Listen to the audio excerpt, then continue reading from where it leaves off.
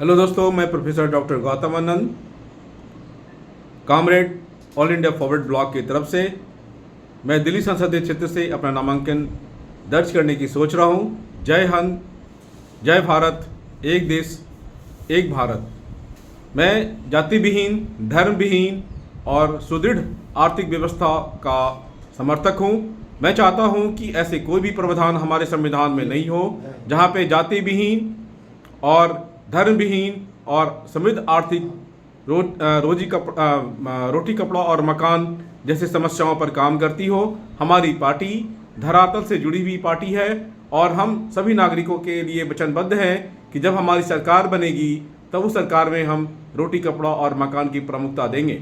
कोई व्यक्ति हमारे घर में ना कोई भूखा हो, न भूखा सोए और न भूखा रहे। काम की बराबर की रोजगार की अवसर मिले।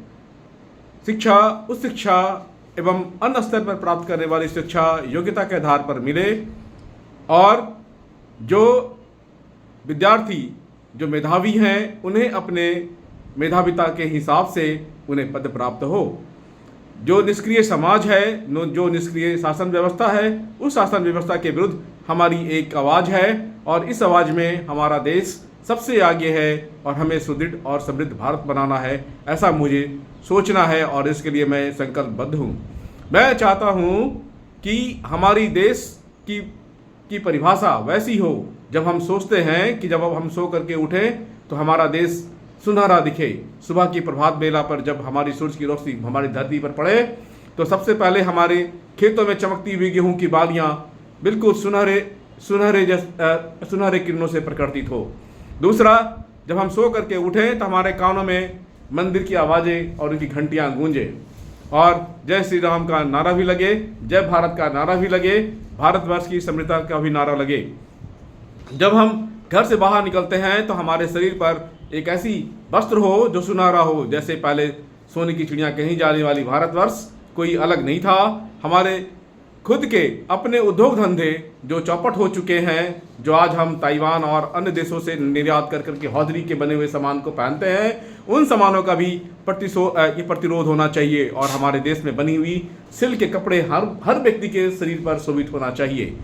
साथ ही साथ हमारे प्राचीन भारत में जिसे सोने की चिड़िया कहीं जाने वाली भारत, उस भारत में हर स्त्री और पुरुष के गर्दन में, हाथों में, पैरों में सोने की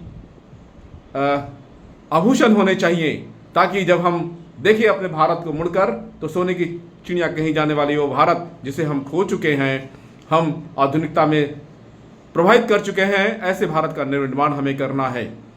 और हमें यह बात की शपथ लेनी है कि हम जिन जिन व्यक्तियों को चुन चुन कर राज्यसभा में, लोकसभा में, विधानसभा में भेज रहे हैं, जिन्हें हम एंटी करप्शन के नाम पर, जिन्हें हम ऑनेस्टी के नाम पर वोट देते हैं, आज वो खुद डिसऑनेस्ट बन करके बैठे हुए हैं। उनके घरों में, उनके परिवारजनों के घरों में उनके पास करोड़ों करोड़ों की गाड़ियां होती हैं, उनके पास इटालियन टाइल्स लगे होते हैं, उनके वस्त्र 7-7 करोड़ रुपए के वस्त्र विदेशों से बन करके नक्काशी कर करके आते हैं, जो एक आम साधारण व्यक्ति के बस की बात नहीं है। जिन्हें दो जोड़ी कपड़े नहीं है शरीर ढकने के लिए ढंग से, वो आज हमारे जनप्रतिनिधि करोड़ों करोड़ों के कपड़े पहनते हैं, करोड़ों करोड़ों की गाड़ियों में घूमते हैं और देश का पैसा बोलते हैं कि देश का पैसे हमारे पास नहीं है।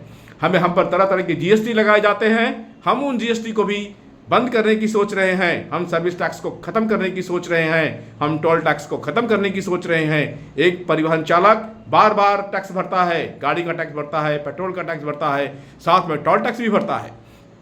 जब इन्हें टोल टैक्स ही लेना था तो गाड़ी का रजिस्ट्रेशन करते समय हमसे टैक्स क्यों लिया?